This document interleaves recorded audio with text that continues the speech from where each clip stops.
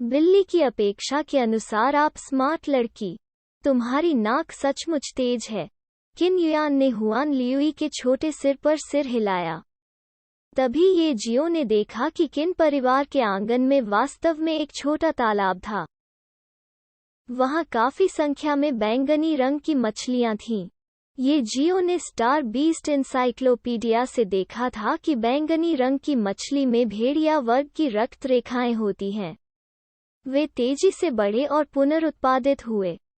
वयस्क बैंगनी स्केल वाली मछली सभी ग्रैंड मास्टर स्तर के स्टार जानवर कम थे।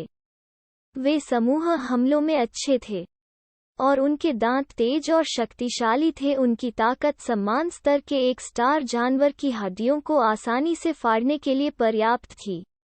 हालांकि बैंगनी रंग की मछली क्रूर थी, उनमें एक विशेष क्षमता भी थी जो आध्यात्मिक ऊर्जा इकट्ठा करने की थी। इसके अलावा बैंगनी रंग की मछली का स्वाद बहुत स्वादिष्ट होता है और इसे खाने से यह एक बेहतरीन टॉनिक के रूप में काम करता है। इसलिए कई मार्शल आर्ट परिवार जिनके पास चिकित्सा की स्थिति थी, वे घर पर कुछ बैंगनी स्केल वाली मछलियां पालते थे। हुआन लियुई इतनी भूखी थी कि उसकी लार टपक रही थी। वो किन युआन की बाहों में बेचैन थी। किन युआन ने मुस्कुराते हुए कहा, आपके पास कोई नहीं हो सकता है। यहाँ बैंगनी रंग की कई मछलियाँ पहले से ही वयस्क हैं और कम ग्रैंड मास्टर स्तर के स्टार जानवर हैं। यदि आप ऊपर जाते हैं तो आप उन्हें नहीं खा पाएंगे।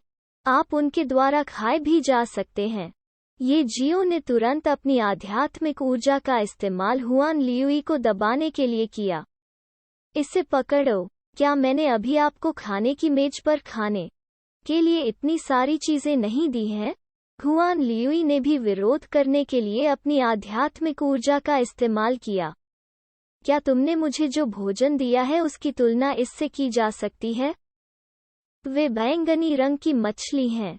स्वाद समान स्तर पर नहीं है और पोषण भी समान नहीं है। क्या आप एक खाने की कोशिश करने की हिम्मत करते हैं? आपको लगता है कि मैं तुरंत आपकी खाल नहीं उतारूंगा और ड्रैगन और टाइगर बैटल डिश के लिए आपका इस्तेमाल करूंगा? एक ग्रैंड मास्टर स्टार बीस्ट बैंगनी रंग की मछली की तुलना में अधिक पौष्टिक होता है ना? उद्धरण चिन्ह उद्धरण चिन्ह। हालांकि वो अनिच्छुक थी। वो केवल हार मान सकती थी और किन युआन के आलिंगन में लौट सकती थी। वहां कोई अन्य रास्ता नहीं था। उसके पास सिर नीचा करने के अलावा कोई चारा नहीं था। किसने उसे ये जियो से कमतर होने के लिए कहा? हालांकि उसकी बड़ी सुंदर आंखें पहले से ही साजिश रचने लगी थीं और कोई नहीं जानता था कि वो क्या गणना कर रही है।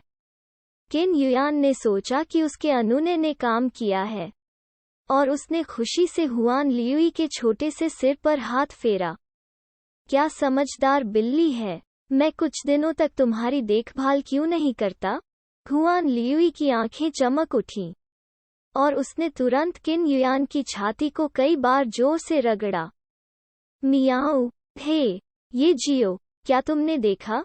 तुम्हारी बिल्ली मुझे बहुत पसंद करती है। ये जियो ने एक हल्की आह भरी। आपको लगता है कि वो आपको पसंद करती है? उसे आपकी मछली पसंद है। वे दोनों घर में गए और सीधे तीसरी मंजिल पर पढ़ने के लिए चल दिए। यहाँ मेरे दादाजी के संग्रह की कुछ पुस्तकें हैं। आपको अपनी ज़रूरत की साधना तकनीक खोजने में सक्षम होना चाहिए। मेरे जाते समय तुम पहले कुछ किताबें पढ़ सकते हो और मेरे कपड़े बदल सकते हो। ये जियो ने सिर हिलाया और महसूस किया कि उसे कोई खजाना मिल गया है। उन्होंने तुरंत किन शेंगलोंग की किताबों के संग्रह का अध्ययन करना शुरू कर दिया। कहने की जरूरत नहीं है कि किन शेंगलोंग ने जिन किताबों को छुपाया उनमें से ज्यादातर प्राचीन किताबें थीं। यद्यपि यह केवल एक छोटा कमरा था जिसकी तुलना पुस्तकालय से नहीं की जा सकती थी, उनमें से अधिकांश बुनियादी तकनीकों की एकल प्रणाली का विकास थे। वे पुस्तकालय में उन किताबों की तरह नहीं थे जो सभी चोरी की गई थीं। यह इस हद तक था कि वास्तव में 7 तलवार तकनीकें थीं जो वहां मिली बुनियादी तलवार तकनीकों से विकसित हुई थीं। दूसरे शब्दों में, जब तक ये जियो उस छोटे से कमरे में पढ़ रहा था, तब तक वो स्वर्ग को तोड़ने वाली तलवार की बुनियादी तलवार तकनीकों के संश्लेषण को लगभग पूरा करने में सक्षम होगा। दुर्भाग्य से, ये जियो की स्वर्ग क्लियंग तलवार पहले ही बन चुकी थी, इसलिए तलवार की अधिकांश तकनीकें उसके लिए बेकार थीं। फिर भी ये जियो ने एक बुनियादी स्ट्राइक तकनीक और एक बुनियादी बॉडी रिफाइनिंग तकनीक सीखी थी जो उसके पास नहीं थी। आध्यात्मिक ऊर्जा साधना तकनीक को मजबूत कर सकती है, इसलिए प्रहार तकनीक की शक्ति तलवार से कमजोर नहीं थी। ये जियो ने पहले से ही 7 बुनियादी हड़ताल तकनीकों को इकट्ठा कर लिया था, जिसमें वो भी शामिल थी जिसे उसने आज सीखा था, लेकिन इसके संश्लेषण में सक्षम होने के कोई संकेत नहीं थे। ऐसा लग रहा था कि उसे अभी भी कुछ और चाहिए। ये जियो ने केवल 3 बॉडी रिफाइनिंग तकनीकों को सीखा था, जिसमें वो भी शामिल था जो उसने आज सीखा था। यह एक प्रकार की साधना तकनीक थी जिसका उपयोग अपराध और बचाव के लिए किया जा सकता था। यह अपेक्षाकृत रूढ़िवादी था। इसने आध्यात्मिक ऊर्जा का उपयोग किसी के शरीर को संयमित करने के लिए किया। इसे उस बिंदु तक परिष्कृत किया जहां यह तलवार और भाले के लिए अजेय था। फिर भी उस ट्रिप से उन्होंने काफी अच्छी कमाई की थी। 2 बुनियादी साधना तकनीकें, एक स्ट्राइक तकनीक और एक शरीर शोधन तकनीक। किताबें पढ़ने के लिए यहाँ आना कोई बर्बादी नहीं थी। जब ये जियो ने बॉडी रिफाइनिंग तकनीक को वापस ले लिया, तो उसने अगली तकनीक निकाल ली और उसका चेहरा अचानक खुशी से चमक उठा। ऐसा इसलिए था क्योंकि उनके दिमाग में दिव्य आत्मा की स्वर्ण पुस्तक एक पल के लिए कूद गई। इसका मतलब था कि एक साधना तकनीक थी जिसे संश्लेषित किया जा सकता था। वर्तमान में केवल एक चीज जिसे गोल्डन बुक में संश्लेषित करने की आवश्यकता थी, वो थी आध्यात्मिक साधना तकनीक। ये जियो ने तुरंत किताब खोली। जैसा कि अपेक्षित था, यह एक आध्यात्मिक साधना तकनीक थी जिसे 1000 मील दूर से प्रेषित किया जा सकता था। यह एक साधना तकनीक थी जो आध्यात्मिक ऊर्जा को बहुत दूर तक एकत्रित और मुक्त कर सकती थी। यह मोटे तौर पर लंबी दूरी की शूटिंग की अवधारणा को जोड़ने और बम को मिसाइल में बदलने जैसा ही था। यह एक साधना तकनीक थी जो ये जियो के पास अपनी वर्तमान आध्यात्मिक साधना तकनीक के रिकॉर्ड में नहीं थी। बहुत जल्दी, ये जियो ने उस साधना तकनीक को गोल्डन बुक पर अंकित कर दिया। इसे प्राप्त करने के बाद, उन्होंने तुरंत बिना देर किए खेती करना शुरू कर दिया। प्रगति बार 1%, 2%। वो बहुत धीमी गति से चला। ये जियो ने अनुमान लगाया कि वो केवल देर रात तक ही इसे पूर्णता के लिए विकसित कर पाएगा। जब वो घर लौटा, तो वो बस इसे संश्लेषित कर सका। हालांकि उसी समय किसी ने अचानक छोटे पुस्तकालय का दरवाजा खोल दिया। सुगंधित हवा के झोंके के साथ, किन युयान, जो एक तौलिया में लिपटा हुआ था, भाग गया। उन दूधिया सफेद कंधों और लंबे पैरों की अचानक उपस्थिति ने ये जियो को चौंका दिया। इससे पहले कि वो कुछ प्रतिक्रिया करता, किन युयान ने उसे पकड़ लिया और बाहर भाग गया। जल्दी मेरे साथ आओ। गार्डेनिया की खुशबू किन युयान से निकली और ये जियो के नथुने में चली गई। पलक झपकते ही ये जियो को दूसरी मंजिल के एक कमरे में खींच लिया गया और अंदर भर दिया गया। कुछ मत कहो, मेरे दादा वापस आ गए हैं। अगर उसे पता चल गया कि मैं एक लड़के को वापस ले आया हूँ, तो वो मुझे पीट पीट कर मार डालेगा। इतना कहकर उसने झट से दरवाजा बंद कर लिया और दूसरी दिशा में भाग गई। युयान, क्या तुम घर पर हो? आह, मैं घर पर हूँ। मुझे नहाना है और अपने कपड़े बदलने हैं। उसके बाद कोई आवाज नहीं हुई। किन शेंगलोंग लिविंग रूम में बैठ गया होगा। ये जियो अपने सिर को हिलाने में मदद नहीं कर सका। किन परिवार का घर काफी सख्त था। वो मार्शल आर्ट अकादमी की चौथे वर्ष की छात्रा थी। लू वानवान पहले से ही शादीशुदा था, लेकिन किन युआन ने एक लड़के को घर लाने की भी हिम्मत नहीं की। उसने कमरे पर नजर डाली और यह देखकर हैरान रह गया कि कमरा विशेष रूप से गर्म था। एक हल्के पीले रंग का बिस्तर था। एक पीले और गुलाबी रंग की रजाई थी जिस पर कार्टून पैटर्न उकेरा गया था। एक कंप्यूटर डेस्क, एक अलमारी, समग्र शैली स्त्री थी। किन युआन की पोशाक जो अभी अभी उतारी गई थी, बिस्तर के किनारे लटकी हुई थी। क्या यह हो सकता है किन युआन का कमरा? जैसे ही उसने बोलना समाप्त किया, हुआन लियुई एक झटके के साथ खिड़की से गिर पड़ी। उसका मूल रूप से छोटा पेट अब इस हद तक सूज गया था कि वो बिल्ली के पेट जैसा बिल्कुल भी नहीं दिखता था। इसके बजाय ऐसा लग रहा था कि वो 10 महीने की गर्भवती थी। किन शेंगलों की आवाज फिर से नीचे से आई। युआन, वो आवाज क्या है? ओह, यह है। यह कुछ भी नहीं है। मैंने शैम्पू गिरा दिया। आवाज एक बार फिर शांत हो गई। ये जियो ने झुंझलाहट में हुआन लियुई को देखा और टेलीपैथिक रूप से उससे बात की। क्या तुमने बैंगनी रंग की मछली चुराई है? मैंने नहीं खाया। तुम्हारी किस आंख ने मुझे खाते हुए देखा? अगर आप मेरे मालिक हैं तो भी कुछ आधार से बोलना होगा। ये जियो भी नाराज नहीं थी। उन्होंने केवल उदासीनता से कहा, मुझे आपको याद दिलाना है कि हालांकि बैंगनी रंग की मछली एक महान टॉनिक है, यह वास्तव में जहरीली है।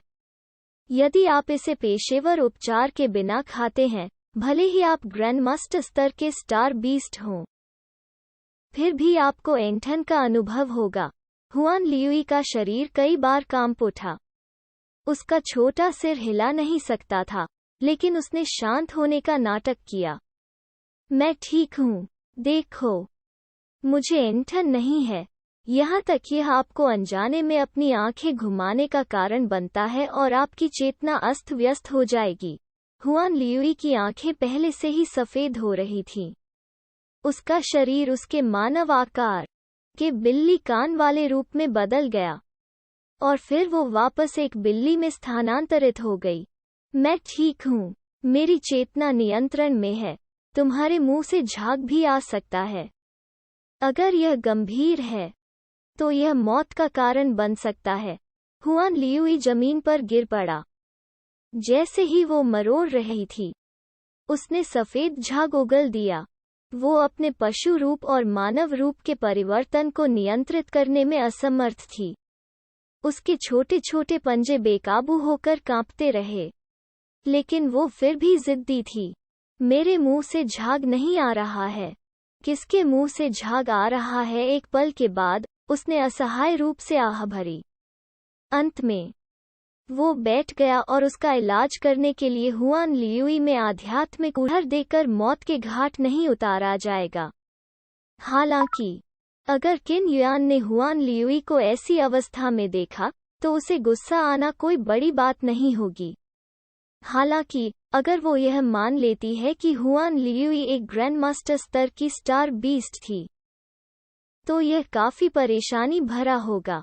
फिर उसकी पहचान निश्चित रूप से उजागर हो जाएगी और वो फिर कभी शांतिपूर्ण जीवन नहीं जी पाएगा। बाहर किन युआन पहले से ही कपड़ों के एक नए सेट में बदल चुका था। जैसे ही वो नीचे गई, उसके चिकने छोटे पैर उसकी प्यारी कार्टून चप्पलों में चले गए। दादाजी, आप अचानक वापस क्यों आ गए? क्या आपको काम पर नहीं होना चाहिए? यह पियाओ जियानशेंग के साथ उस बेवकूफ़ी भरी बात की वजह से है। पियाओ जियानशेंग के साथ क्या गलत है? मैंने सुना है कि हान राज्य के लोग बहुत गुस्से में हैं। पियाओ जियानशेंग के गुरु, हान राज्य तलवार ऋषि लियू चेंगक्सुन, हमारे जियानघई शहर के तलवारबाज को व्यक्तिगत रूप से चुनौती देना चाहते हैं। फिर वो पियाओ जियानशेंग को वापस लाएगा। उच्च अपने मुझे आपके चाचा गैरिसन टीम के नांगोंग लिंग के साथ सहयोग करने के लिए कहा ताकि यह पता लगाया जा सके कि वो तलवारबाज जल्द से जल्द कौन है। हम उस व्यक्ति को भी नहीं ढूंढ सकते जिसे वो चुनौती देना चाहता है। क्या इससे लोग हम पर हंसेंगे नहीं? किन युयान मदद नहीं कर सका लेकिन थोड़ा हैरान हो गया। क्या लियू चेंगक्सुन इतना शक्तिशाली है?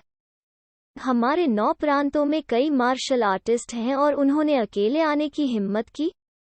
वो बस अपने शिष्य के लिए खड़ा होने आया था।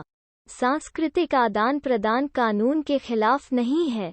अगर हम उसे आने नहीं देते हैं तो क्या 9 प्रांतों को कायर नहीं माना जाएगा और पूरी दुनिया द्वारा उनका मजाक उड़ाया जाएगा?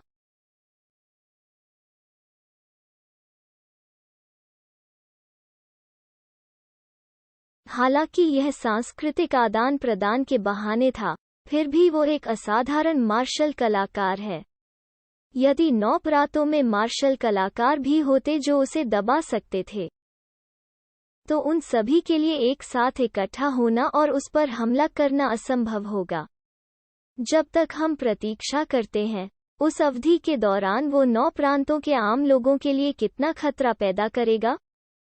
किसी को पता होना चाहिए कि भले ही यह एक लड़ाई का एक यादृच्छिक आफ्टरशॉक था, यह ऐसा कुछ नहीं होगा जिसे हम जैसे लोग आसानी से झेल सकें। जब तक हमारे सभी मार्शल कलाकार उसे एक ही हमले में मार नहीं देते। किन युयान की अभिव्यक्ति कुछ गंभीर थी। मुझे आश्चर्य है कि क्या तलवार चलाने वाला उसे हरा सकता है। अगर हम उसे ढूंढ सकते हैं तो हमें चिंता करने की जरूरत नहीं है। ऐसा कौन कहता है? किन संत ने अपने मंदिरों को रगड़ते हुए गहरी आह भरी। जिसके बारे में बात करते हुए जब मैं पहले आंगन से गुजरा तो मुझे ऐसा लगा जैसे मैं अपनी कुछ बैंगनी रंग की मछलियों को याद कर रहा हूँ। तुमने उन्हें नहीं खाया, है ना? भले ही वे चीजें बेहद पौष्टिक हों, लेकिन वे जहरीली होती हैं। इन्हें लापरवाही से नहीं खाना चाहिए। अगर इसका ठीक से इलाज नहीं किया गया तो ग्रैंड मास्टर मार्शल आर्टिस्ट को भी तुरंत जहर दे दिया जाएगा और गंभीर प्रतिक्रियाएं भुगतनी होंगी। किन युयान ने सिर हिलाया। मैंने इसे नहीं खाया, लेकिन कम कैसे हो सकता है? क्या ऐसा इसलिए है क्योंकि आप हाल ही में बहुत अधिक दबाव में रहे हैं कि आप गलत हैं? दादाजी, किन युयान ने हुआन लियुई पर विचार नहीं किया था। ऐसा इसलिए था क्योंकि एक वयस्क बैंगनी स्केल वाली मछली भी एक कम ग्रैंड मास्टर स्तर तक पहुंच सकती थी, जो मानव चौथे या 5वीं कक्षा के मार्शल कलाकार की तुलना में थी। इसके अलावा वे समूह हमलों में अच्छे थे। समूहों में हमला करने पर उनकी ताकत कई गुना बढ़ जाती थी। यदि फैंटम कैट बैंगनी रंग की मछली के बड़े समूह का शिकार करना चाहती है तो इसकी खेती कम से कम ग्रैंड मास्टर स्तर के मध्य देर के चरण में होनी चाहिए, जो 7वीं या 8वीं कक्षा के मार्शल आर्टिस्ट की खेती के करीब था। ऐसा संभव नहीं था। ये जियो ने अपनी दिव्य आत्मा को भी सक्रिय नहीं किया था। उनकी खुद की खेती अभी तक हॉटियन 3री कक्षा तक नहीं पहुंच पाई थी। अगर हुआन लियुई ग्रैंड मास्टर स्तर का स्टार बीस्ट होता तो यह कैसे संभव होता? उस स्थिति में उसने ये जियो को खा लिया होता। ये जियो का स्टार पेट कैसे बन सकता है? इसलिए यह बिल्कुल असंभव था। तब मैंने गलत देखा होगा। हाल ही में मेरे दिमाग में बहुत सी बातें आई हैं। दादाजी वास्तव में बूढ़े हैं। किन शेंगलोंग ने भावना के साथ आह भरी और तुरंत अपने विचार एकत्र किए। ठीक है, तुम घर पर रहो। मैं पहले गैरिसन मुख्यालय की यात्रा करूंगा और आपके चाचा नांगोंग से इस पर चर्चा करूंगा। ठीक। ध्यान रखना दादा। किन युयान ने किन शेंगलोंग को जाते हुए देखा और राहत की सांस ली। सौभाग्य से दादाजी ने अपनी ग्रैंड मास्टर धारणा क्षमता को सक्रिय नहीं किया था। नहीं तो अगर वो ये जियो को भांप लेता तो बड़ी मुसीबत में पड़ जाता। वास्तव में वो यह नहीं जानती थी कि किन शेंगलोंग ने अपनी धारणा क्षमता को सक्रिय कर दिया था जब उसे लगा कि उसके पास बैंगनी रंग की मछली कम है। हालांकि चाहे वो ये जियो हो या हुआन लियुई, वे दोनों ग्रैंड मास्टर दायरे से ऊपर थे। जब स्वामी और सेवक की जोड़ी अपनी आभा को नियंत्रित करने की पूरी कोशिश कर रही थी, तो उसकी धारणा क्षमता अंधी हो गई और वो उनके अस्तित्व को बिल्कुल भी महसूस नहीं कर सका। उसके बाद किन युयान जल्दी से वापस चला गया। जब वो तालाब के पास से गुजरी तो उसने देखा कि तालाब के किनारे बैंगनी रंग की मछली के तराजू के कुछ टुकड़े थे। ऐसा लग रहा था कि वे अभी पूरी तरह से सूखे नहीं हैं। इससे उसके शिष्य अनैच्छिक रूप से सिकुड़ गए और उसका हृदय अचानक रुक गया। हो सकता है कुछ सचमुच बैंगनी स्केल वाली मछली खा गया। क्या यह सच में हो सकता था? ये जियो का स्टार पेट? उसका दिल अचानक जोर से धड़कने लगा। एक गहरी सांस लेने के बाद वो तुरंत ऊपर की ओर दौड़ी। हालांकि जब वो अपने कमरे में पहुंची तो उसने पाया कि ये जियो हुआन लियुई को गले लगा रही थी और उसके बिस्तर के पास बैठी थी, धीरे से उसके फर को सहला रही थी। इस बीच हुआन लियुई उसके आलिंगन में नम्रता से लेटा हुआ था। क्या गलत है? ये जियो ने उदासीनता से बात की और किन युयान की दिल की धड़कन धीरे धीरे शांत हो गई। यह कुछ भी नहीं है। अगर हुआन लियुई ने बैंगनी रंग की मछली खा ली होती तो वो अब तक जहर खा चुकी होती। बैंगनी रंग की मछली का जहर कुछ ऐसा था कि दादा दादी भी आसानी से विरोध नहीं कर सकते थे। देखने से हुआन लियुई ठीक थी, जिसका मतलब था कि उसे जहर नहीं दिया गया था। इसलिए उसने निश्चित रूप से बैंगनी रंग की मछली नहीं खाई। मैं वास्तव में हास्यास्पद हूँ। मेरे मन में ऐसे विचार क्यों होंगे? अगर हुआन लियुई वास्तव में बैंगनी रंग की मछली खा सकती है तो ये जियो कितनी मजबूत होगी। एक स्टार पेट के साथ जिसमें एक ग्रैंड मास्टर की ताकत थी, जो ये जियो को एक महान संप्रदाय से ऊपर एक मार्शल आर्टिस्ट या एक ग्रैंड मास्टर के ऊपर एक बीस्ट मास्टर बना देगा। अगर वास्तव में ऐसा होता तो वो पुस्तकालय में लाइब्रेरियन के रूप में काम नहीं कर रहे होते। इसके अलावा वो कितने साल का था? वो उससे छोटा था। यदि उसने अपनी माता के गर्भ में ही साधना प्रारंभ कर दी होती तो भी वो इतनी जल्दी इतना बलवान नहीं होता। हालांकि उसने यह नहीं देखा था कि उसकी चप्पलों के नीचे एक सफेद झाग था, जिस पर उसने कमरे में प्रवेश करते ही कदम रखा था। तुम्हारे दादा अचानक वापस क्यों आ गए? क्या कुछ जरूरी है? यह ज्यादा कुछ नहीं है। यह हान राज्य के उस पियाओ जियान शेंग के बारे में है। उनके गुरु हान के तलवार ऋषि लियू चेंगक्सुन कुछ समय के बाद आ सकते हैं। ऐसा लगता है कि वो हमारे जियान घई शहर के उस उत्कृष्ट तलवारबाज की तलाश कर रहा है जो एक तस्लीम हो। क्या कोई गलती हुई थी? इसका उससे क्या लेना देना है? उसने केवल एक दुष्ट आत्मा को मारा था जिसने नागरिकों को नुकसान पहुंचाया था और अनजाने में तलवार का निशान छोड़ दिया था। अधिक से अधिक इसे बर्बरता माना जा सकता है। अब उसने वास्तव में हान राज्य तलवार ऋषि लियू चेंगक्सुन का ध्यान आकर्षित किया था। उसने पहले लियू चेंगक्सुन का नाम सुना था। जब पियाओ जियान शेंग आने ही वाला था तो किसी ने मंच पर लियू चेंगक्सुन के कामों के बारे में लिखा था। अगर उसे ठीक से याद है कि लियू चेंगक्सुन एक दिव्य ग्रैंड मास्टर होना चाहिए, है ना? यह कहा जाता था कि अच्छे कर्मों का फल मिलेगा, लेकिन वास्तव में स्वर्ग पानी में डूब गया। ओह ठीक है, मेरे दादाजी पहले ही जा चुके हैं। क्या आप अभी भी पढ़ना जारी रखना चाहते हैं? किन युयान ने फिर से बात की, लेकिन ये जियो ने अपना सिर हिला दिया। उसकी पढ़ने की गति बहुत तेज थी। उन्होंने मूल रूप से किन शेंगलोंग की सभी किताबें पढ़ी थीं। ऐसा इसलिए था क्योंकि किन शेंगलोंग के पास उनके संग्रह में ज्यादा किताबें नहीं थीं। बेशक वो सच नहीं बताएगा। मैं अब और नहीं पढ़ रहा हूँ। अगर आपके दादाजी फिर से वापस आ गए तो मुझे डर है कि यह समझाना मुश्किल होगा। किन युयान का चेहरा थोड़ा लाल था। सही बात है, मैं पहले कभी किसी लड़के को घर नहीं लाया, इसलिए मैंने इस बारे में नहीं सोचा कि इस तरह की चीजों से कैसे निपटा जाए। हम आज भाग्यशाली थे, तो मैं पहले अपनी छुट्टी लूंगा। अलविदा। ठीक। उन दोनों ने अलविदा कह दिया। ये जियो हुआन लियुई को ले गया और किन निवास से बिना जल्दबाजी के बाहर चला गया। जब वो किन युयान की नजरों से ओझल हो गया तो उसने तुरंत हुआन लियुई को जमीन पर पटक दिया। प्लॉप। हुआन लियुई जमीन पर गिर पड़ा। मियाऊ, मास्टर जी, आप बहुत आगे निकल गए हैं। मैं लगभग सो चुका था। स्क्रैम।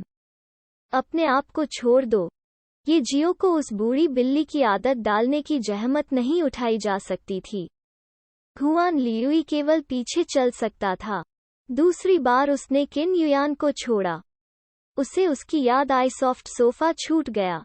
जहां तक जियो का सवाल है, अपने निवास पर लौटने के बाद उसने रात तक इंतजार किया। उस बुनियादी आध्यात्मिक साधना तकनीक को अंततः पूर्णता के लिए विकसित किया गया था। बुनियादी आध्यात्मिक साधना तकनीकों के 7 पृष्ठ सुनहरे प्रकाश से टिमटिमाने लगे। इसका मतलब था कि वे संश्लेषित कर सकते थे। ये जियो ने तुरंत सभी दरवाजे और खिड़कियां बंद कर दी और हुआन लियुई को आंगन की रखवाली करने दी ताकि खुद को दूसरों द्वारा परेशान या खोजे जाने से रोका जा सके। दिव्य आत्मा की स्वर्ण पुस्तक ने जल्दी ही बुनियादी आध्यात्मिक साधना तकनीकों को संश्लेषित करना शुरू कर दिया।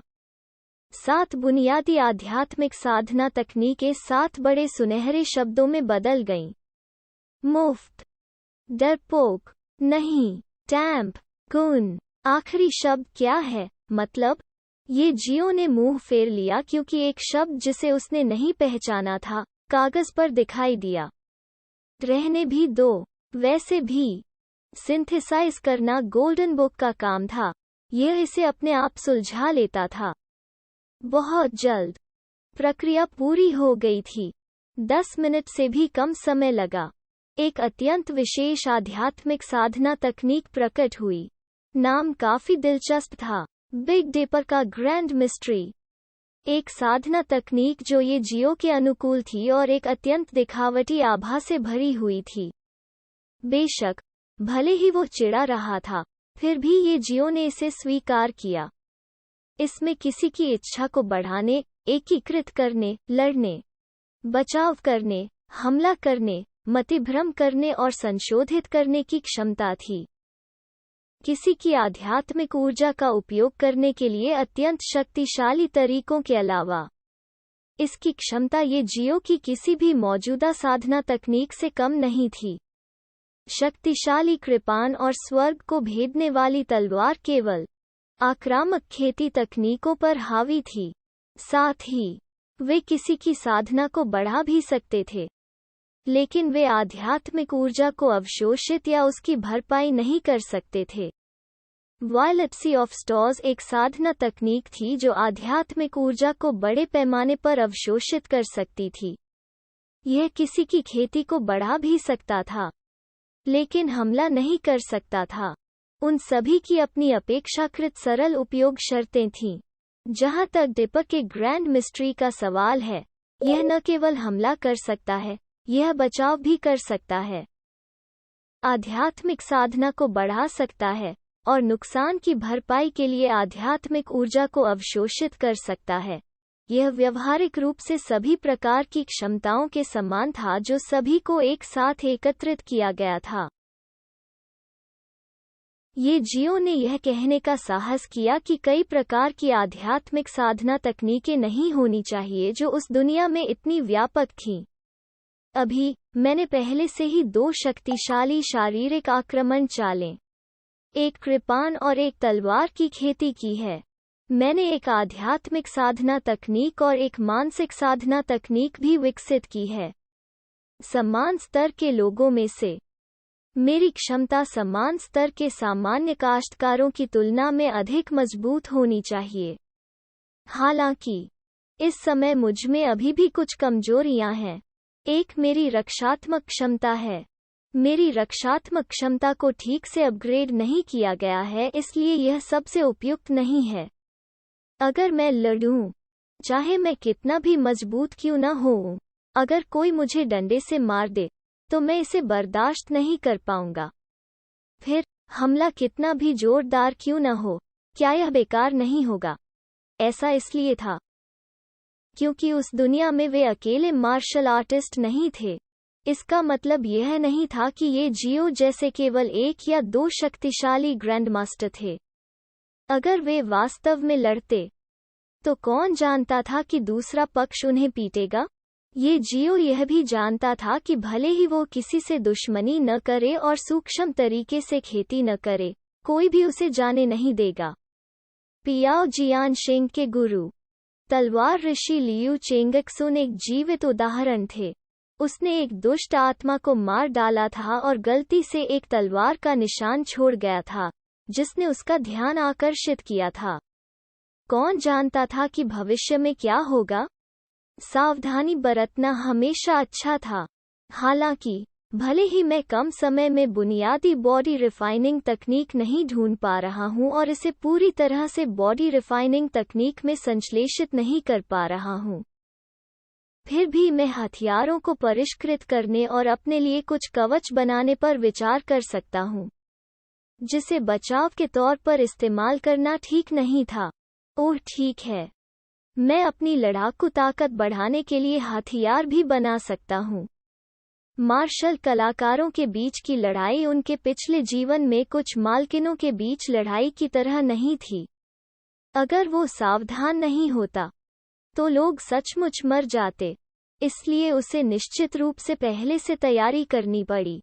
इसके अलावा मुझे एक आंदोलन तकनीक का अभ्यास करने पर विचार करना चाहिए।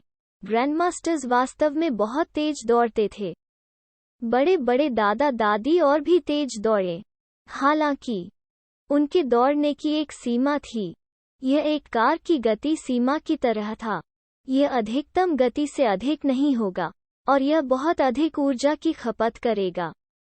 सामान्य परिस्थितियों में यदि वे युद्ध के दौरान बचने के लिए उस विधि का उपयोग करते हैं, तो न केवल वे आध्यात्मिक ऊर्जा के उत्पादन में वृद्धि करेंगे, वे उन लोगों से भी आगे नहीं बढ़ पाएंगे जो अधिक शक्तिशाली थे।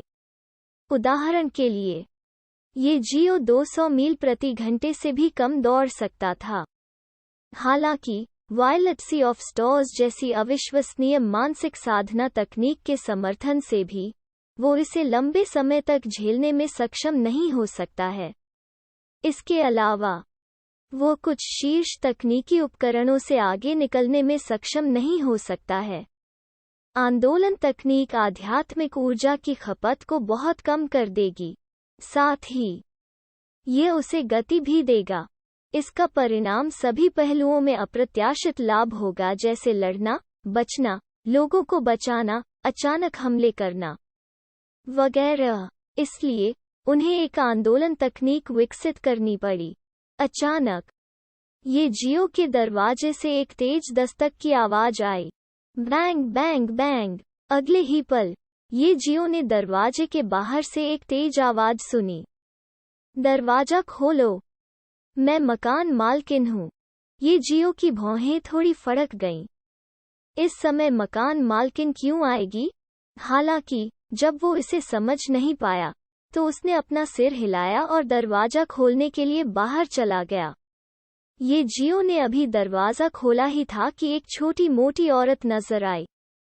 नमस्ते, ये जियो ने सरलता से उसका अभिवादन किया। जब उसने उसका चेहरा स्पष्ट रूप से देखा तो उसकी आंख फड़क गई।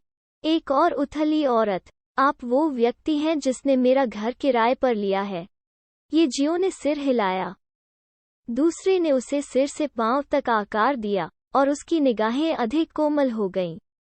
जवान, तुम बहुत सुंदर हो, तुम बहुत दयालु हो। तुम यहाँ इतनी देर से क्या लाए हो? ज्यादा कुछ नहीं, मैं बस आकर आपको बताना चाहता था कि एजेंट ने किराए में गलती की है। इसे बढ़ाने की जरूरत है। ये जियो ने उदासीन भाव से कहा। किराया पहले ही भुगतान किया जा चुका है और अनुबंध पर हस्ताक्षर किए जा चुके हैं।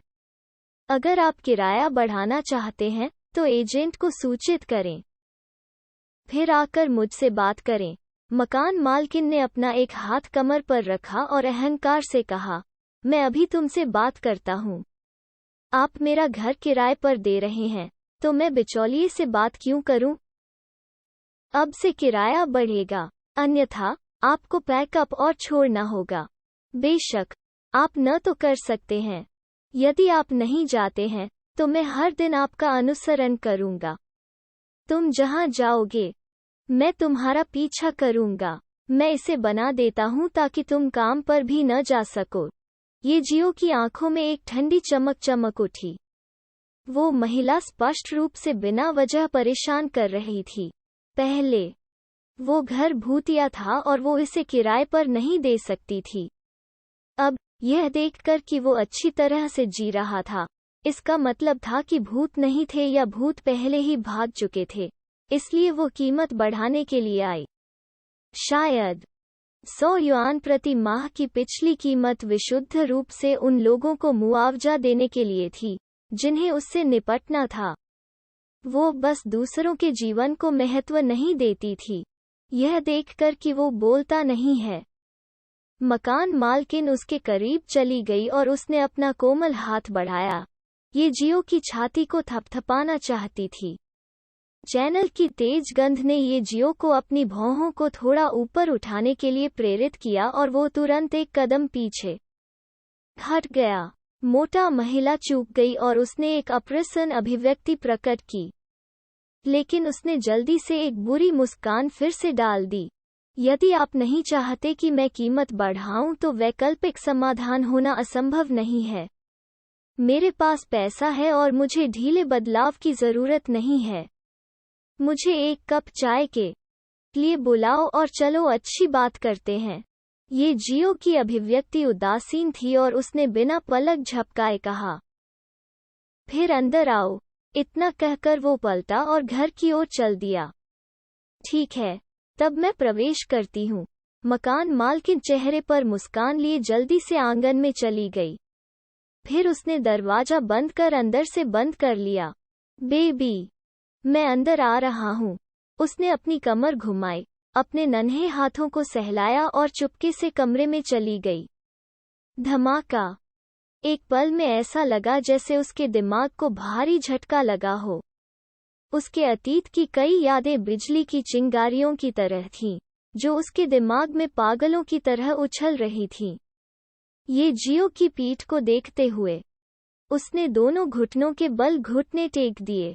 हे भगवान, मैंने तुम्हें बहुत याद किया। ये जियो के हाव भाव ठंडे थे, लेकिन वो अपने दिल में एक आह भर ही नहीं सका। बिग डिपर का ग्रैंड मिस्ट्री जिसे उन्होंने अभी अभी संश्लेषित किया था, वास्तव में बहुत सुविधाजनक था। जमींदार जैसे एक मार्शल कलाकार के लिए जिसने एक कबाड़ दिव्य आत्मा को जगाया था और जिसकी खेती केवल हॉटेयन तीसरी कक्षा थी। वो अपनी यादों के एक हिस्से के साथ छेड़छाड़ कर सकता था और अपने गृहनगर में अपने अतीत से उसके बेबाक शब्दों को बना सकता था। ऐसा इसलिए था क्योंकि उसकी वर्तमान साधना केवल जियांटियन द्वितीय श्रेणी में थी। यदि उसकी साधना दैवीय संप्रदाय तक या दैवी संप्रदाय से भी ऊपर हो जाती तो वो कितना बलवान होता? क्या वो किसी एक या यहाँ तक कि दादा दादी के समूह की सोच को तुरंत बदल पाएगा? यह बिना किसी निशान के बस मार रहा था। आज तुम मेरे साथ परेशानी की तलाश में क्यों आए हो? मकान मालकिन ने अपने हाथों को आपस में रगड़ा और शरारत से हंस पड़ी। मैंने लोगों को यहाँ आने और इसका परीक्षण करने के लिए आकर्षित करने के लिए इस जगह को प्रति माह 100 युआन के लिए किराए पर लिया। चूंकि आप बिना किसी समस्या के कई दिनों तक यहाँ रहे, मैंने किराया बढ़ाने का बहाना खोजने के बारे में सोचा। ये जियो ठंड से मुस्कुराई। जैसी उम्मीद थी, वैसा ही उसने अनुमान लगाया था। अगर वे मना कर दें तो क्या होगा? पहले तो मैंने सोचा कि अगर वे असहयोगी रहे तो मैं उन्हें खदेड़ दूंगा। बाद में जब मैंने उसकी शक्ल देखी, सूरत, वो दिखने में कितना अच्छा था, उतना ही स्वादिष्ट जितना ताज़ा मांस मैंने टीवी पर देखा था। मैंने सोचा कि मुझे उसे रखना चाहिए। चूंकि रात में यहाँ कोई नहीं था, इसलिए मैंने स्थिति का फायदा उठाने की सोची। वैसे भी अपनी साधना से वो मेरा विरोध नहीं कर पाएगा।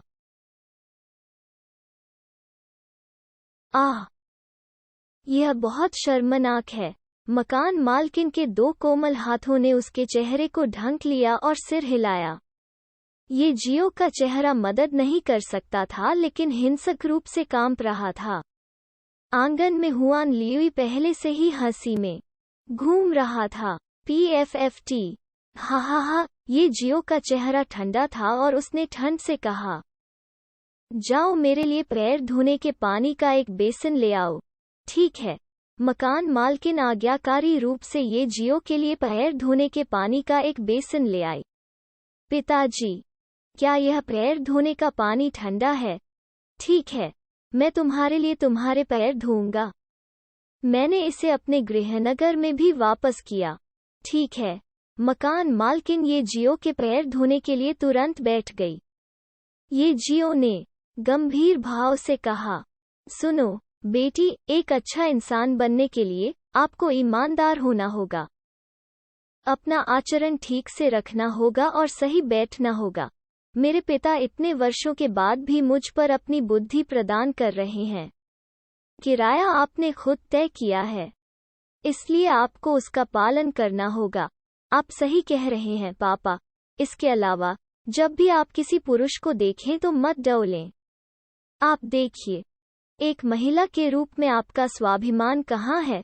पिता ने जो कहा वो सच है। ठीक है, मैं आज तुम्हें सबक सिखाऊंगा।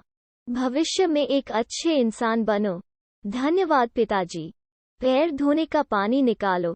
ठीक है। मकान मालकिन ने तुरंत पैर धोने का पानी बाहर निकाला। हुआन लियुई अभी भी हंसते हुए आंगन में घूम रही थी। मकान मालकिन ने सीधे उस पर पानी का कटोरा डाला, उसे तुरंत एक भीगने वाली बिल्ली में बदल दिया। उद्धरण चिन्ह ... उद्धरण चिन्ह ... रात बहुत जल्दी बीत गई।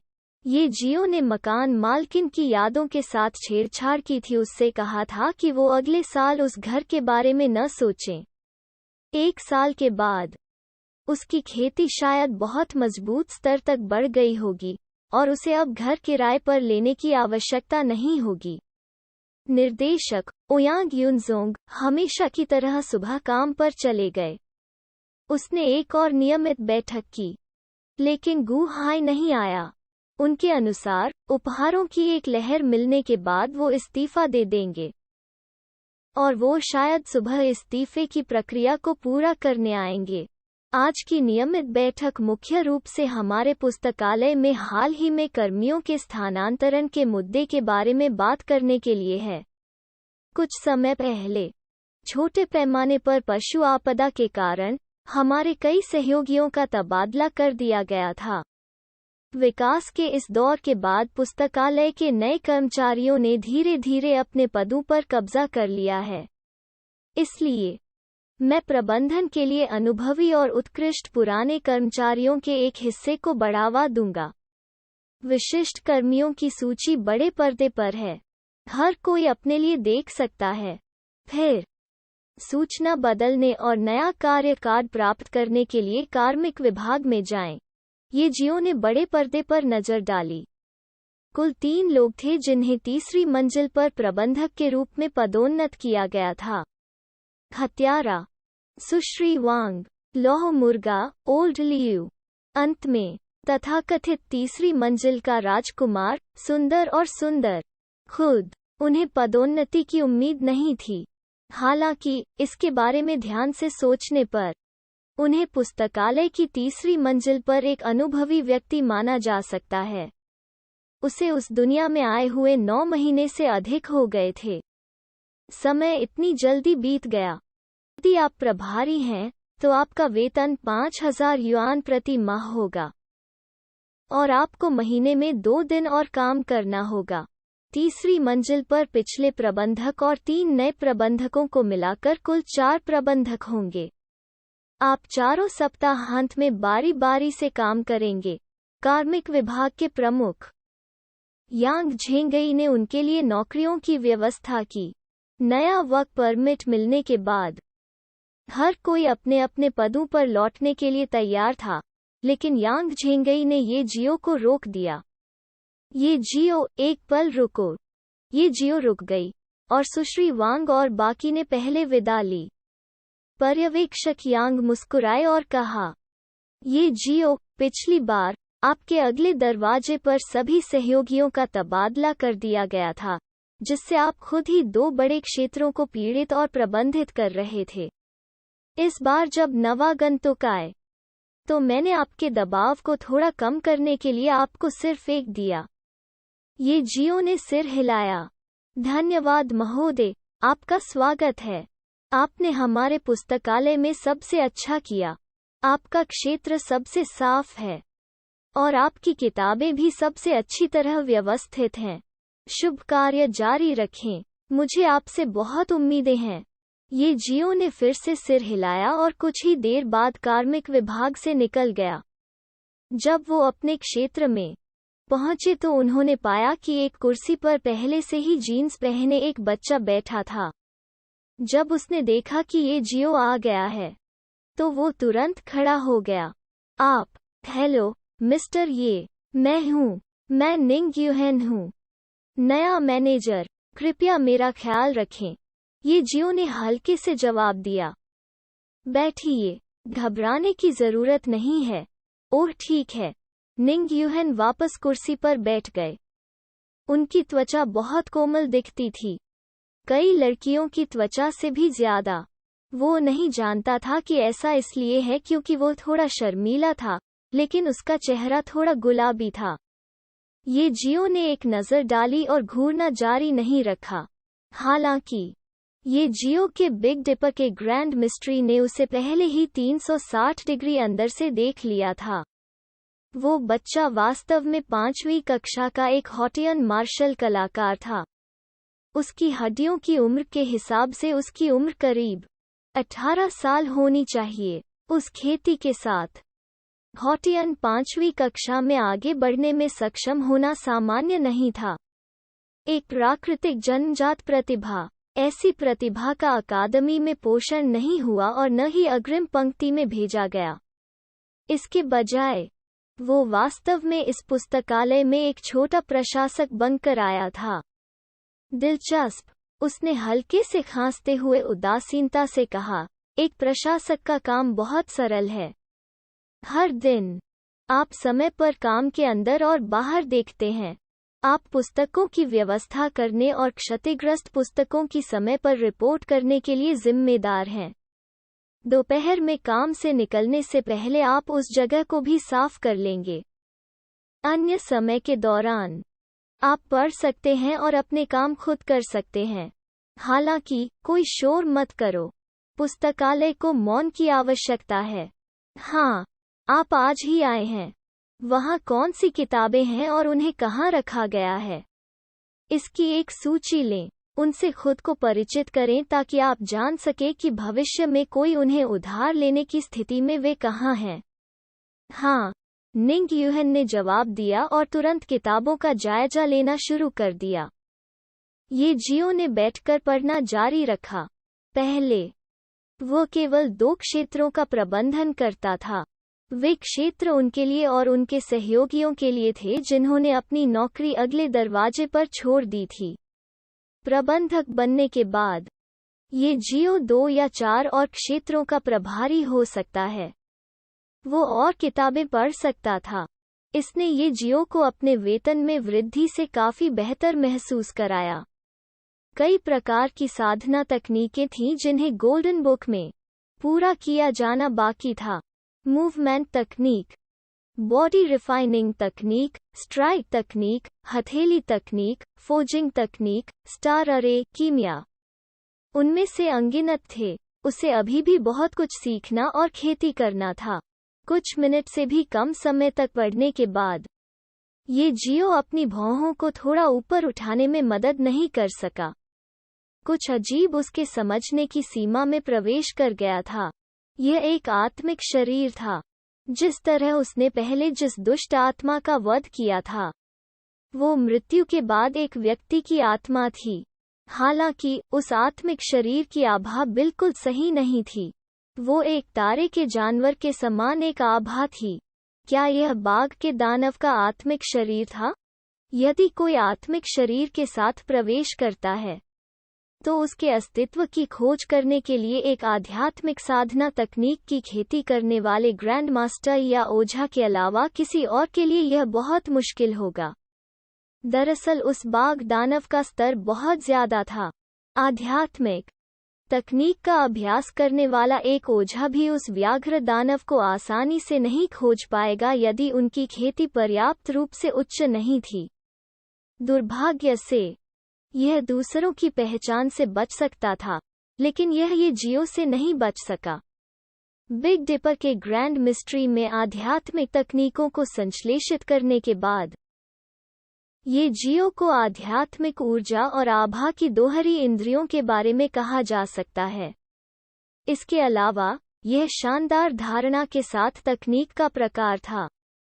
भले ही वे एक ही स्तर या उच्चतर के हों, फिर भी वे उसकी धारणा की तुलना करने में सक्षम नहीं हो सकते हैं।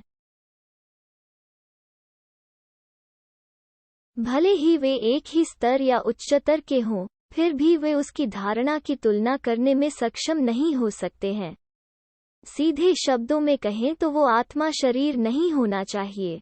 उसे जानने के लिए कंपन के मॉडल, आकार और आवृत्ति को समझने की आवश्यकता नहीं थी। अगर वो आधा मील दूर भी खड़ा होता, तब भी वो सब कुछ स्पष्ट रूप से देख पाता।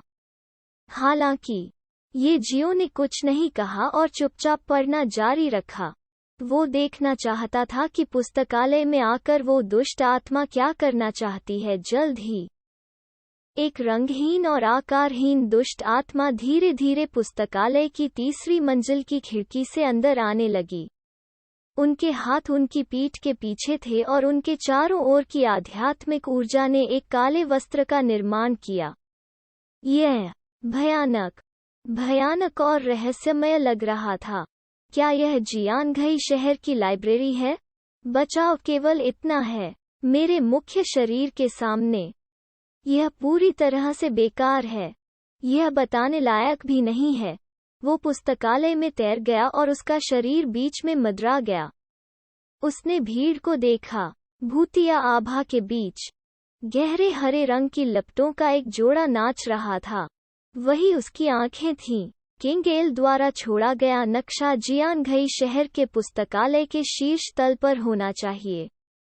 ऊपरी मंजिल पर एक तारा समूह है जो विशेष रूप से आध्यात्मिक निकायों को लक्षित करता है। अगर मुझे नक्शा प्राप्त करना है, तो मुझे अपने आप को एक आकृति से जोड़ लेना चाहिए। मुझे किसके शरीर से जुड़ना चाहिए? धधकती गहरे हरे रंग की लपटें एक एक करके लोगों में फैल गईं, और सबसे पहले उसकी निगाह ये जियो के शरीर पर पड़ी। यह बच्चा मैनेजर है, लेकिन उसकी खेती कूड़ा करकट है, केवल हॉटेयन द्वितीय श्रेणी। इस साधना के साथ वो ऊपरी मंजिल पर विद्युत चुंबकीय गुरुत्वाकर्षण अवरोध से भी नहीं गुजर सकता। कचरा। सिर हिलाते हुए उसने अगले लक्ष्य की ओर देखा। हॉटेयन तीसरी कक्षा। लेकिन वो पहले से ही बूढ़ी है। उसकी आध्यात्मिक ऊर्जा और शक्ति खो गई है, और उसकी हड्डियां भंगुर हैं। उसके लिए इतनी भारी जिम्मेदारी निभाना मुश्किल है। हॉटेयन थर्ड ग्रेड और उसे एक बीमारी है। हम्फ। कितना गंदा। अगर मुझे ऐसी स्त्री से जुड़ना होता, तो क्या यह मेरे आत्मिक शरीर को दूषित नहीं करता? यह बच्चा बुरा नहीं है। वो इतनी कम उम्र में पहले से ही हॉटेयन 5वीं कक्षा में है। यह तय है। मैं तुम्हें चुनूंगा। गहरे हरे रंग की लपटें टिमटिमा रही थीं, और बाघ के दानव की आत्मा उसके शरीर पर कब्जा करने के लिए निंग युहेन के करीब चली गई। निंग युहेन, जो किताबों की सूची ले रहा था, अचानक कांपने लगा और उसके शरीर के सारे बाल सिरे पर खड़े हो गए। वो दुष्ट आत्मा को नहीं देख सकता था, लेकिन मृत्यु की आभा, जिसे एक जीवित प्राणी की छठी इंद्रिय द्वारा पहचाना गया था, ने उसके शरीर को सहज रूप से कांप दिया। हालांकि जैसे ही निराशा ने उसके दिल को निगल लिया, मृत्यु की भावना तुरंत गायब हो गई। काफी देर बाद आखिरकार वो उठा। तभी उसे एहसास हुआ कि उसके शरीर के कपड़े पसीने से भीग गए हैं। यहाँ तक उसने लगभग अपनी पैंट भी पी ली। उसने दूर से देखा, ये जियो अभी भी टेबल पर झुककर पढ़ रही थी। उसके आसपास कुछ भी नहीं था।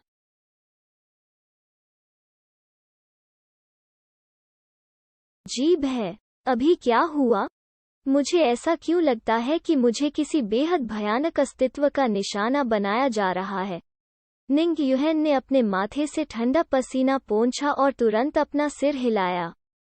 वो फिर से किताबों को फिर से गिनने लगा, जबकि ये जियो ने अपनी भौहों को थोड़ा ऊपर उठाया और विचार करने लगा। राजा एल का नक्शा, वो क्या है? वो इतने लंबे समय तक पुस्तकालय में रहा था, लेकिन उसने ऐसा कभी नहीं सुना था। हालांकि अगर यह कुछ महत्वपूर्ण नहीं होता, तो वो बुरी आत्मा यहाँ नहीं आती। इसके अलावा, जो उसने अभी कहा था, उससे किंग एल का नक्शा पुस्तकालय के ऊपरी स्तर पर था।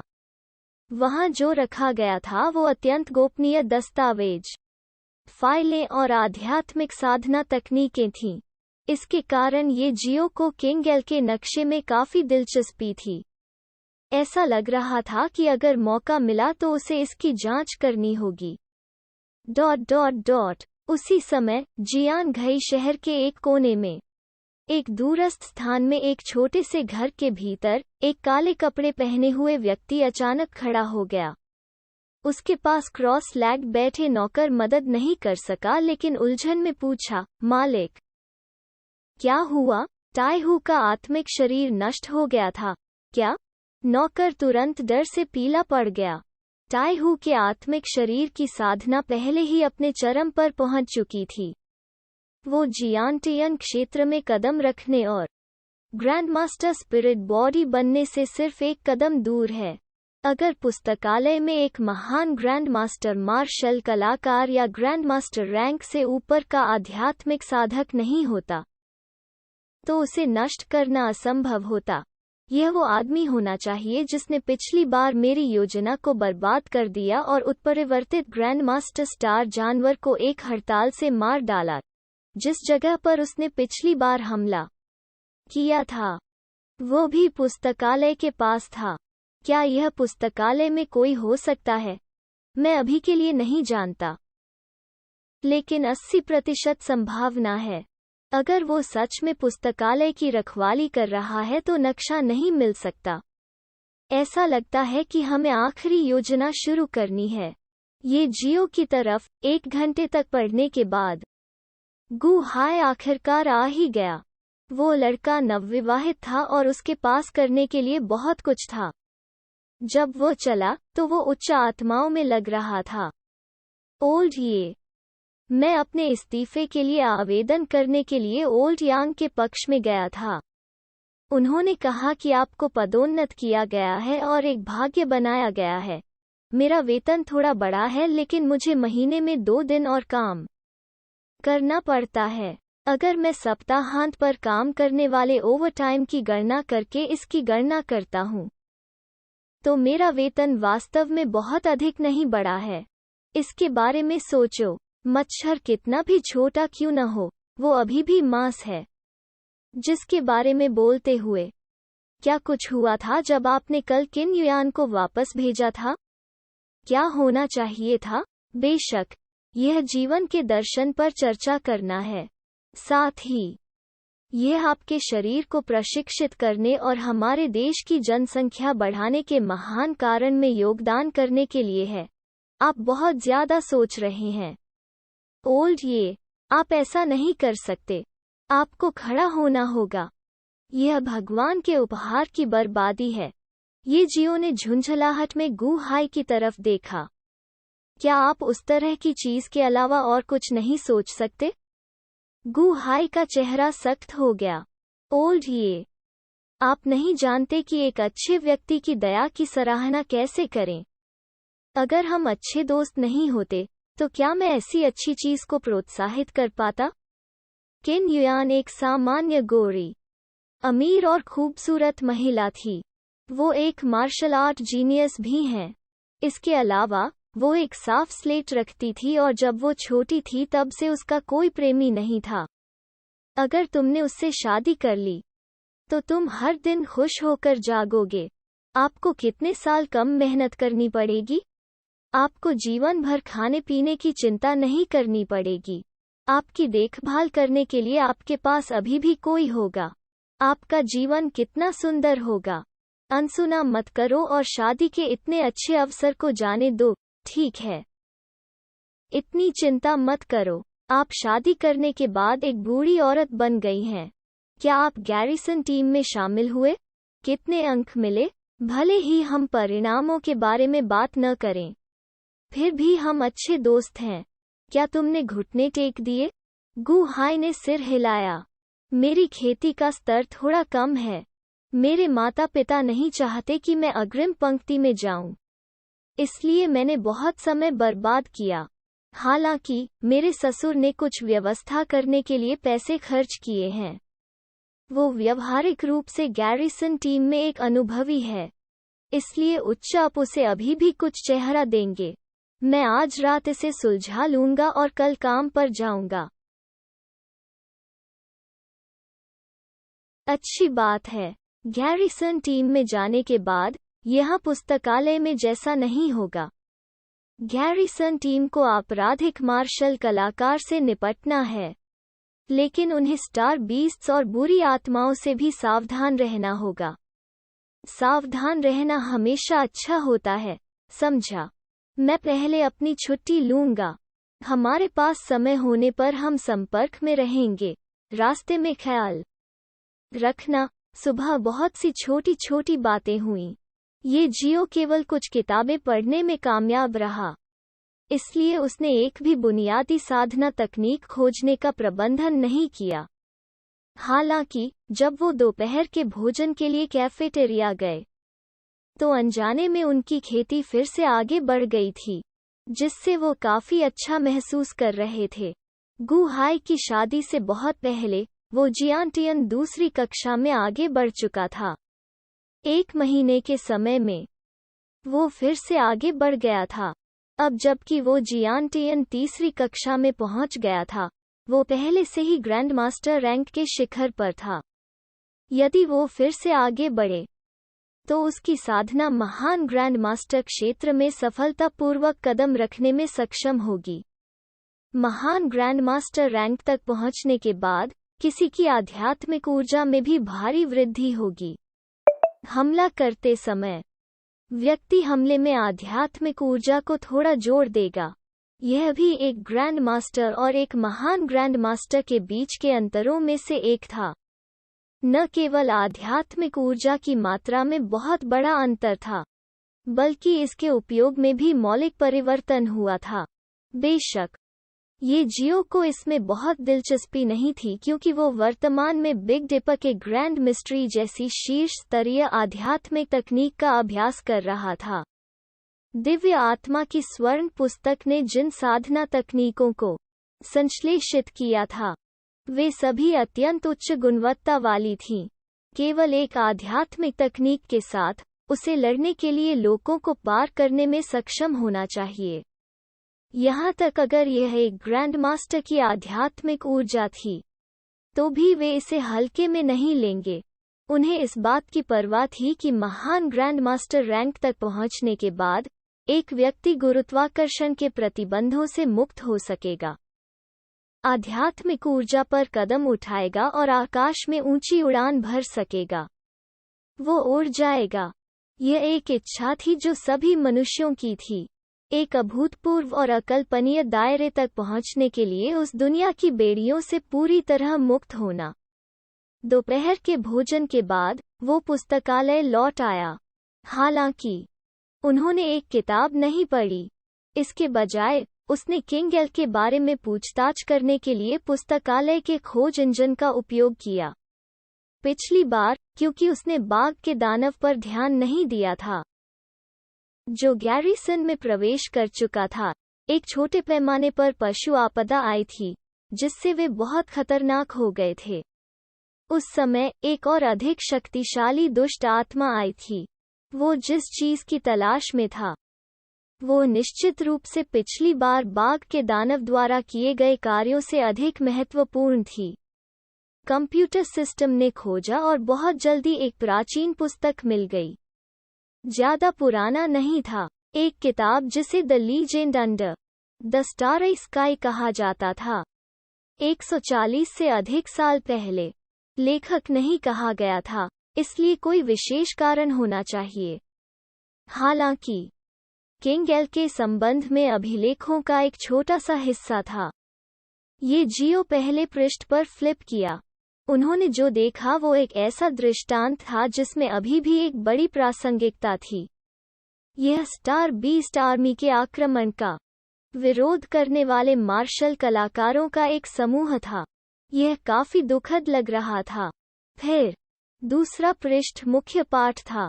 वो एक वसंत था जहां पौधे पुनर्जीवित हो रहे थे और सब कुछ पुनर्जन्म हो गया था। किताब बहुत मोटी थी। यह एक साधना तकनीक की तरह नहीं लग रहा था और इसके भीतर कई छिपे हुए रिकॉर्ड थे। ये जियो ने किताब को तभी बंद किया जब उसने देखा कि शाम को काम खत्म करने का समय हो गया था। उस पुस्तक ने मोटे तौर पर एक निश्चित वर्ष की कहानी बताई जब स्टार बीस्ट्स ने आक्रमण किया और मनुष्य पशु आपदा का विरोध करने के लिए उठे। ये जियो ने पहले अन्य पुस्तकों से पढ़ा था कि जब फ्रंट लाइन स्टार बीस्ट के प्रभाव को दबाने में असमर्थ थी तो वे उचित रूप से फ्रंट लाइन में कुछ अंतराल को खोल देंगे और स्टार बीस्ट के एक हिस्से में अनुमति देंगे। सबसे पहले, यह हमले को बफर कर सकता है। दूसरे, यह मानव जाति की पीछे की क्षमता को कम कर सकता है। उस पुस्तक में जो दर्ज किया गया वो 100 साल से भी पहले की एक पशु आपदा थी, जो कि आखिरी बार भी थी जब मानवता को एक बड़ी आपदा का सामना करना पड़ा था। अभिलेखों के अनुसार, हालांकि वो पशु आपदा मानव इतिहास की सबसे बड़ी पशु आपदा नहीं थी, इसने लगभग पूरे 9 प्रांतों का सफाया कर दिया। इसे 9 प्रांतों के इतिहास में सबसे बड़ी आक्रमण आपदा कहा जा सकता है। उस दुनिया के कई बड़े राज्यों ने 9 प्रांतों की ओर पशु आपदा को चलाने के लिए मिलकर काम किया, जिससे 9 प्रांतों को इसका खामियाजा भुगतना पड़ा। 9 प्रांतों में प्रवेश करने वाले कई सितारा जानवर थे और उस अवधि के दौरान कई मार्शल कलाकार भी पैदा हुए थे। जो जियान घई शहर और कुछ अन्य शहरों में आया था, वो राजा एल नामक एक तारा जानवर था। यह ड्रैगन क्लास ब्लडलाइन वाला एक शक्तिशाली सितारा जानवर था। किंवदंती है कि इसमें मृतकों को पुनर्जीवित करने की क्षमता थी। जब तक उसका एक हाथ या मांस का एक टुकड़ा बचा था, वो अंततः फिर से जीवित हो जाएगा। हर बार जब यह पुनरुत्थित होता तो इसकी शक्ति अपनी चरम अवस्था में वापस आ जाती। वो लड़ाई बेहद दुखद थी। झोंग प्रांत जो जियान घई शहर का था, उसने एक दिव्य ग्रैंडमास्टर और कुल 8 महान संप्रदायों का बलिदान किया था। तभी उन्होंने इसके भौतिक शरीर के अलग अलग टुकड़ों को सील कर दिया। यह साजिश, ये जियो गहरे विचार में पड़ गई। यह थोड़ा जाना पहचाना क्यों लग रहा था? यह एक उपन्यास में कथानक के समान ही था। क्या किंग एल के उस नक्शे का इस्तेमाल किंग एल के भौतिक शरीर के स्थान को चिन्हित करने के लिए किया जा सकता है? नक्शा प्राप्त करना, राजा एल की लाश के 7 टुकड़े एकत्र करना और राजा एल को वापस जीवन में बुलाना। हालांकि, क्या गैरिसन टीम के बाघ दानव और दुष्ट आत्मा के बीच कोई संबंध था? यदि कोई संबंध था, तो इसका मतलब था कि जियान घई शहर में एक से अधिक दुष्ट आत्माएं होनी चाहिए। लगता है आने वाले समय में बहुत परेशानी होगी। ये जियो ने थोड़ी सी आह भरी और the legend under the starry sky को वापस बुकशेल्फ पर रखने ही वाला था कि अचानक उसके कान से एक जानी पहचानी आवाज सुनाई दी। आपको भी ऐसी किताबें पढ़ना पसंद है? ये जियो रुक गया और देखने के लिए मुड़ा। श्री यांग, जो व्यक्ति दिखाई दिया, वो कार्मिक विभाग का प्रमुख यांग झेंगई था। कुछ समय के लिए उसे ये जियो का श्रेष्ठ माना जा सकता है। मैंने आपको परेशान नहीं किया, है ना? यांग झेंगई मुस्कुराई। ये जियो ने सिर हिलाया। बिल्कुल नहीं। आप इस पुस्तक को पढ़ने में क्यों रुचि रखते थे? मेरे पास करने के लिए कुछ नहीं था। मैंने इस पुस्तक को देखा और मुझे लगा कि यह काफी दिलचस्प है, इसलिए मैंने कुछ और नजर डाली। मिस्टर यांग, क्या आपने यह किताब पहले पढ़ी है? थोड़ा सा। यह पुरानी पीढ़ी द्वारा लिखा गया था। मेरे जमाने में यह काफी बिकता था। इस पर तुम्हारे क्या विचार हैं? मेरे पास वास्तव में इसके बारे में कहने के लिए बहुत कुछ नहीं है। मुझे तो बस यही लगता है कि जो दैवीय और महान संप्रदाय मानवता के लिए खड़े हुए, वे कुछ दुखद भी थे और वीर भी। यह काफी सराहनीय है। आपके लिए ऐसा सोचना दुर्लभ है। ऐसे बहुत से लोग नहीं हैं जिन्हें अब इतिहास याद है। डिंग। जैसे ही ये जियो ने किताब को वापस बुकशेल्फ पर रख दिया, शाम की घड़ी बज उठी। काम से निकलने का समय हो गया है सर। अगर और कुछ नहीं है तो मैं पहले जाऊंगा। यांग झेंगी ने सिर हिलाया और कृपया मुस्कुराई। जारी रखें। सड़क पर ध्यान रखना। जैसे ही ये जियो चले गए, यांग झेंगई ने उसकी पीठ को देखा। उसके चेहरे की मुस्कान धीरे धीरे शक में बदल गई। शेल्फ पर रखी किताब को देखने से पहले वो काफी देर तक चुप रहा। शायद मैं इस पर अधिक विचार कर रहा हूँ। ये जियो पहले हुआन लियुई को लेने के लिए तीसरी मंजिल पर लौटा। दोनों बहुत दूर थे, इसलिए वो उसे अपनी आध्यात्मिक ऊर्जा से नहीं बुला सके। अगर किसी ने उसे ऐसा करते देखा तो यह अपरिहार्य था कि वे इस पर विचार करेंगे। हालांकि जब वो ऊपर गया तो वो मदद नहीं कर सका, लेकिन थोड़ा भ्रमित महसूस कर रहा था। श्री यांग थोड़ा अजीब लग रहा था। हालांकि उसके पास स्टार बीस्ट की आभा नहीं है, इसलिए उसे उनका साथी नहीं होना चाहिए। हालांकि उसकी खेती निश्चित रूप से कम नहीं है। ये जियो स्पष्ट रूप से समझ सकती थी कि दूसरा साधारण नहीं था। हालांकि ग्रैंड मास्टर रैंक से ऊपर के मार्शल कलाकार अपनी खुद की आभा को अवरुद्ध कर सकते थे, इसलिए दूसरे की ताकत का पता लगाना बहुत मुश्किल था। अगर उन्होंने बिग डिपर के ग्रैंड मिस्ट्री का इस्तेमाल किया होता तो वे इसका पता लगा लेते। हालांकि अभी दोनों काफी करीब आ गए थे। अगर उसने बिग डिपर के ग्रैंड मिस्ट्री का इस्तेमाल किया तो बहुत संभावना थी कि उसका भी पर्दाफाश हो जाएगा। यह इसके लायक नहीं था। इसके अलावा उनके पिछले जीवन के उपन्यासों में कुछ घुसपैठिए थे। शायद मिस्टर यांग उनके घुसपैठिए थे। रहने भी दो। छोटों के मामलों का प्रबंधन करना सामान्य बात थी। ऐसी संभावना सिर्फ एक फिल्म में होती है। दूसरों के मामलों में ज्यादा दखल न देना ही बेहतर होगा। कहीं ऐसा न हो कि कोई ऐसी परेशानी पैदा कर दे जिसे उकसाना नहीं चाहिए। जब वो ऊपर पहुंचा तो निंग युहन फर्श को पोंछ रही थी। युवक बहुत मेहनती था। उसने ये जियो के क्षेत्र को भी साफ कर दिया। वो हॉटियन 5वीं कक्षा में था, इसलिए उसे ज्यादा पसीना नहीं आया। शायद उसने इसे थोड़ा जल्दी कर दिया और उसका गोरा चेहरा थोड़ा लाल था। श्री, हाँ, तुम यहाँ हो। ये जियो ने सिर हिलाया। हर दिन फर्श को पोंछने की कोई जरूरत नहीं है। तीसरी मंजिल पर कम लोग हैं। हम इसे हर 2 या 3 दिनों में एक बार साफ कर सकते हैं। निंग युहन ने मुस्कुराते हुए कहा, मुझे वैसे भी कुछ नहीं करना है। मैं इसे सिर्फ व्यायाम के रूप में मानता हूँ। यह अच्छा है कि आप इसे पसंद करते हैं। काम से निकलने का समय है। चलो साथ में खाना खाते हैं। ठीक। वे दोनों और बिल्ली खाने के लिए नीचे कैफेटेरिया गए। जब बिल का भुगतान करने का समय आया तो ये जियो ने अपना कार्ड स्वाइप किया और उन दोनों के बिल का भुगतान किया।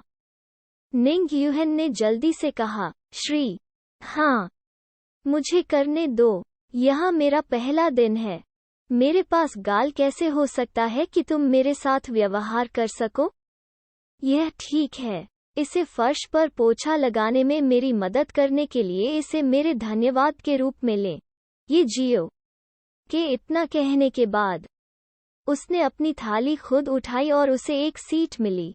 निंग यूहन ने जल्दी से पीछा किया। धन्यवाद महोदय। तार्किक रूप से कहें तो ये जियो निंग यूहन से श्रेष्ठ थे। निंग यूहन के लिए फर्श साफ करने में उसकी मदद करना कोई बड़ी बात नहीं थी, लेकिन ये जियो ने फिर भी बिल का भुगतान करने और उसे भोजन कराने की पहल की। उसने हवा नहीं दी और उसे धमकाया। ये जियो ने हुआन लियुई के लिए बत्तख के जिगर का एक टुकड़ा उठाया। स्वादिष्ट भोजन का आनंद लेते हुए उन्होंने उदासीनता से कहा, मुझे धन्यवाद देने की कोई जरूरत